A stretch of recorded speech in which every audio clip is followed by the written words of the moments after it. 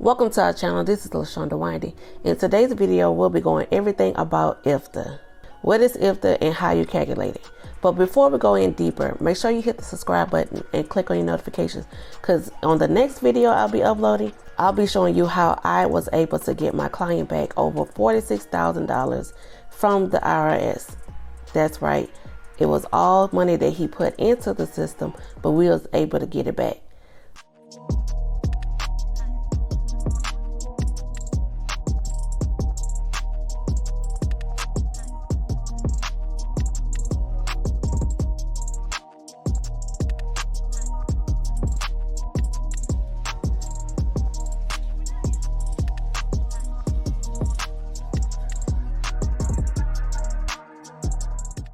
So the reason I wanted to go over the IFTA is because sometimes we do not move out on faith or start businesses on our own because we worry about the paperwork that's behind. So I want to show you how to do this easy paperwork behind the scenes.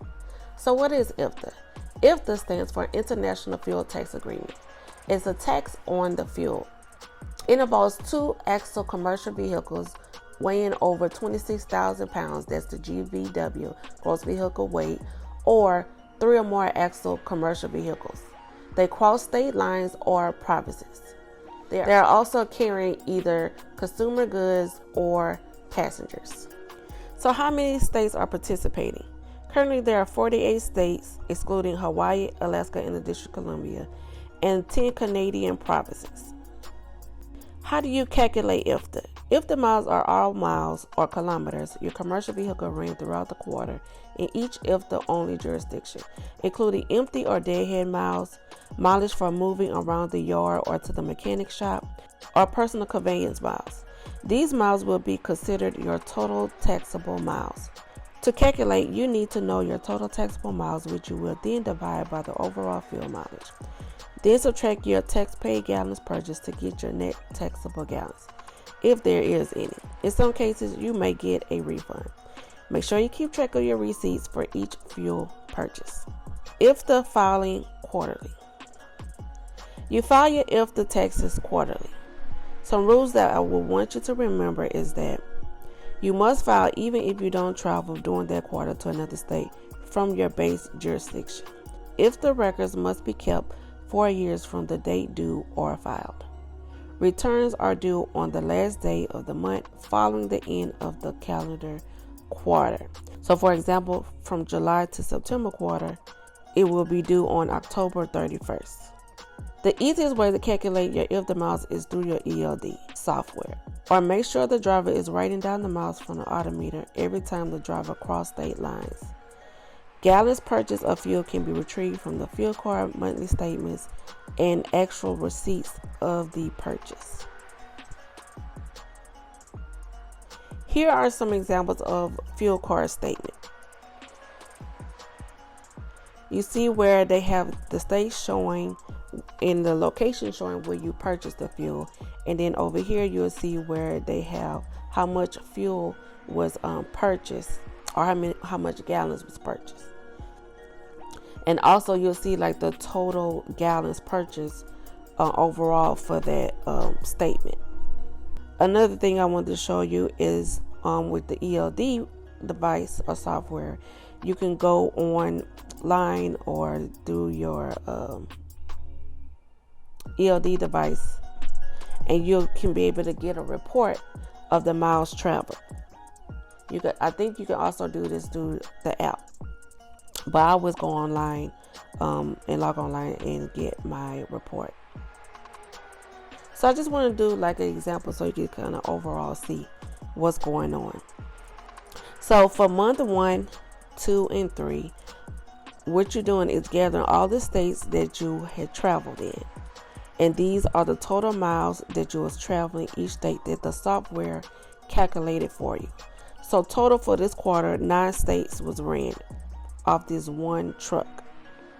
So when you're adding it up and when it's time to put it in the state's software, when you're trying to file, at least for Texas, because we are based out of Texas, you're putting in your total taxable miles, and then you'll be putting in the total purchase gallons that you would put it in. So you will add up all these miles for Texas for the 3 months, and you'll get the 9,074 miles total. And you continue to do that for all the rest of the 8 states, which you see right here. So total for that month, the truck traveled 29,173 miles.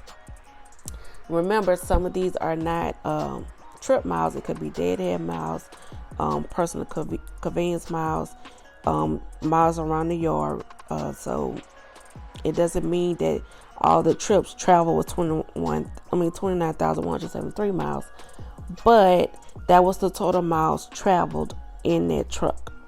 And to get the estimated miles per gallon that was used, you kind of see that drivers see that when they're traveling on the road, and they can look on their meters and they can see that they're averaging sometimes 6.5 miles per gallon, which is bad, 7 or 8.